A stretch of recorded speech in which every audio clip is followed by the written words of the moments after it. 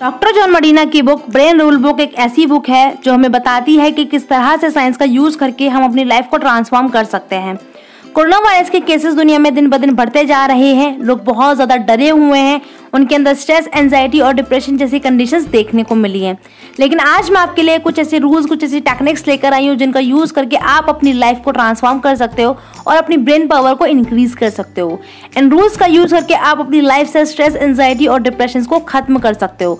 अगर अभी तक आपने हमारे चैनल को सब्सक्राइब नहीं किया है तो जल्दी से नीचे जाकर रेड कलर के बटन को प्रेस कर दीजिए और हमारी आने वाली नई वीडियोस को एंजॉय कीजिए। डॉक्टर जॉन मडीना जो कि एक डेवलपमेंटल मॉलिक्यूलर बायोलॉजिस्ट हैं या एक रिसर्चर भी हैं, इन्होंने अपनी बुक में 12 ऐसे ब्रेन रूल्स लिखे हैं जिनका यूज हर कोई कर सकता है, चाहे वो टीचर हो, पेरेंट हो, स्टूडेंट हो, मदर हो, फादर हो या कोई वर्कर हो। ये रूल्स बहुत ही सिंपल हैं, इनका यूज करके आप अपनी प्रोडक्टिविटी और अपने ब्रेन पावर को इंक्रीज कर सकते हो और अपनी लाइफ से स्ट्रेस, एंजाइटी और डिप्रेशन को खत्म कर सकते हो। Rule number 1, stress. हमारा दिमाग लंबे समय तक स्ट्रेस को झेलने के लिए नहीं बना है। हमारे बॉडी में स्ट्रेस को खत्म करने के लिए एक डिफेंस सिस्टम होता है जिसमें हमारा ब्रेन एपिनेफ्रिन हार्मोन और एड्रिनल कॉर्टिसोल हार्मोन रिलीज करते हैं। ये हमें डेंजर जोन से भागने के लिए एनर्जी प्रोवाइड करते हैं। जैसे ही हम प्रॉब्लम से बाहर आ जाते हैं तो इनका लेवल भी अपने आप ही कम हो जाता है। अगर हम लंबे समय तक स्ट्रेस में रहते हैं तो यही हार्मोन हमारी ब्रेन सेल्स को डैमेज करना स्टार्ट कर देते हैं और हमारे सोचने समझने की एबिलिटी को कम कर देते हैं और जिससे हार्ट अटैक जैसी गंभीर समस्या पैदा हो जाती है। इसलिए स्ट्रेस लेने के बजाय हमें अपनी प्रॉब्लम्स के सॉल्यूशन पर ध्यान देना चाहिए या फिर उस वक्त ऐसे माहौल में जाना चाहिए जो खुशी का माहौल हो। इससे कुछ पल के लिए हम अपने स्ट्रेस से निजात पा सकते हैं और सोचने समझने की एबिलिटी को इंक्रीज कर सकते हैं। रूल नंबर 2, ब्रेन एक सर्वाइवल ऑर्गन है।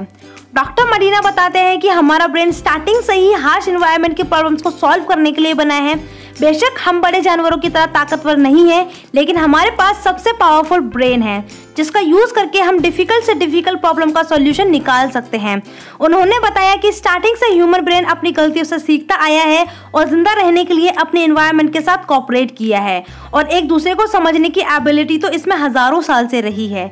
लेकिन आज के समय पर अगर हमारा एनवायरनमेंट सही नहीं है तो कुछ भी क्रिएटिव कर पाना नामुमकिन है। अगर कोई अपना एनवायरनमेंट, टीचर या अपने फ्रेंड्स के साथ सेफ महसूस नहीं करता या उनमें ट्रस्ट की कमी है तो वहां पर कुछ भी क्रिएटिव नहीं हो सकता। अपने माइंड को क्रिएटिव करने के लिए एक एनवायरनमेंट ऐसा होना चाहिए जहां पर हर कोई एक दूसरे की फीलिंग्स की रिस्पेक्ट करे और हमें एक ऐसा एनवायरनमेंट क्रिएट करना चाहिए जहां हम फ्रीली काम कर सकें। Rule number 3, exercise increase our brain power. Doctor Medina अपनी बुक में बताते हैं कि ह्यूमन का इवोल्यूशन बहुत ही हार्श कंडीशन में हुआ है और उनका ब्रेन उन कंडीशंस में इवॉल्व हुआ है जहां पर वो हमेशा कॉन्स्टेंटली मूविंग करते थे। साइंटिफिक रिसर्च कहती है कि किसी भी इंफॉर्मेशन को बेटर प्रोसेस करने के लिए बेस्ट कंडीशन वो होती है जिसमें हम हमेशा मोशन करते रहें बजाय एक जगह बैठे रहने के। एक रिसर्च में देखा गया कि जब sedentary population active lifestyle adopt करती है तब उसके अंदर कॉग्निटिव स्कोर्स बढ़ने लगते हैं, स्पेशली जब वो एरोबिक एक्सरसाइज करती है जैसे रनिंग, साइकिलिंग एक्सेट्रा। ऐसा इसलिए होता है क्योंकि एक्सरसाइज करने से हमारे ब्रेन को प्रॉपर मात्रा में ऑक्सीजन और ग्लूकोज मिलता है और नंबर ऑफ न्यूरॉन्स भी इंक्रीज होते हैं। ग्लूकोज हमारी मेंटल शार्पनेस को इंक्रीज करता है, हमें एनर्जी प्रोवाइड करता है। रिसर्च के हिसाब से आपको वीक में 2 से 3 बार 30 मिनट तक एरोबिक एक्सरसाइज करनी चाहिए। अगर आपके पास इतना समय नहीं है तो आप लॉन्ग डिस्टेंस वॉकिंग करके भी अपने ब्रेन पावर को इंक्रीज कर सकते हो। Rule number 4, sleeping quality is directly proportional to thinking capability. Doctor Medina ने बताया कि सोते समय भी हमारा सबकॉन्शियस माइंड एक्टिव रहता है। इसका रीजन में भी दिन की एक्टिविटीज को याद करना हो सकता है। ऑथर कहते हैं कि इंसान की स्लीपिंग टाइम और स्लीपिंग क्वालिटी एंड क्वांटिटी अलग हो सकती है, लेकिन दिन में 3 बजे के करीब नींद आना एक आम बात है। इसलिए 20 से 25 मिनट की झपकी ले लेना चाहिए।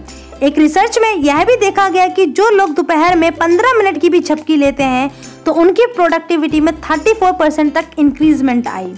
तो कोशिश करें कि 7 से 8 घंटे की नींद लें और दोपहर में नींद आए तो 15 से 20 मिनट के लिए सो जाएं। रूल नंबर 5, चीजों को याद करने के लिए उसे बार बार रिपीट करें। डॉक्टर मडीना कहते हैं अगर आपको कोई इन्फॉर्मेशन लॉन्ग टर्म तक याद रखनी है तो उसे बार बार रिपीट करें, बिकॉज हमारी ब्रेन की शॉर्ट टर्म मेमोरी एक लिमिट तक ही काम करती है। कुछ समय बाद तक हम उन चीज़ों को भूलना स्टार्ट कर देते हैं। हमारा ब्रेन इंफॉर्मेशन को टुकड़ों में बांटकर कॉर्टेक्स के अलग अलग हिस्सों में भेजता है ताकि वो स्टोर हो सके। इससे इंफॉर्मेशन को लंबे समय तक याद करना इजी होता है। जब आप एक ही इंफॉर्मेशन को बार बार रिपीट करते हो तो हमारे सबकॉन्शियस माइंड में वही बात फीड हो जाती है और हम वही करते हैं जो हमारे माइंड में फील हो रखा होता है, और उसको हम इजी तरीके से विजुलाइज कर सकते हैं और अपने काम को इजीली कंप्लीट कर सकते हैं। Rule number 6, sensory organ. जब भी आप किसी इंपॉर्टेंट इन्फॉर्मेशन को याद करने की कोशिश करें तो सभी सेंस ऑर्गन का यूज करें, क्योंकि हमारे सेंस ऑर्गन एक साथ काम करने के लिए बने हैं। जैसे जब आप कुछ इन्फॉर्मेशन याद करने की कोशिश करें तो अपने रूम में परफ्यूम या एक खुशबूदार कैंडल को रखें, और जब उसी इन्फॉर्मेशन को आप अगेन याद करना चाहते हो तो उसी परफ्यूम और कैंडल को सूंघें, क्योंकि स्मेल एक ऐसी सेंस होती है जो कि अपने साथ काफी इन्फॉर्मेशन को कैरी करती है। Rule number 7, vision. किसी भी इन्फॉर्मेशन को अगर आप पढ़ते हो या सुनते हो तो उसे लंबे समय तक याद रखना बहुत ही मुश्किल होता है, लेकिन अगर आप कोई मूवी देखते हो तो वो लाइफ टाइम तक याद रहती है।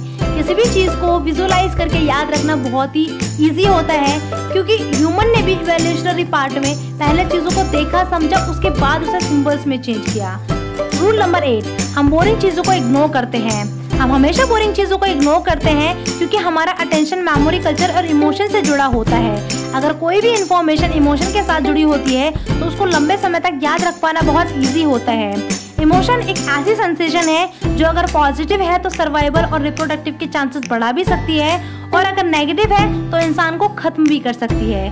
अगर आप किसी इन्फॉर्मेशन को लॉन्ग टर्म तक याद रखना चाहते हो तो उस इन्फॉर्मेशन को इमोशन के साथ अटैच करो।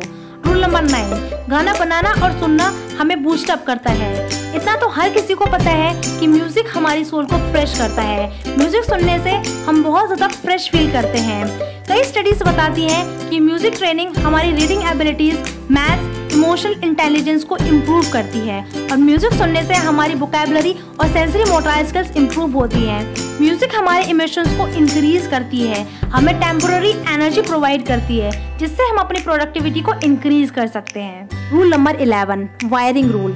जो भी आप अपनी लाइफ में करते हो या सीखते हो वो आपके दिमाग को बाकी लोगों के दिमाग से फिजिकली अलग बनाता है।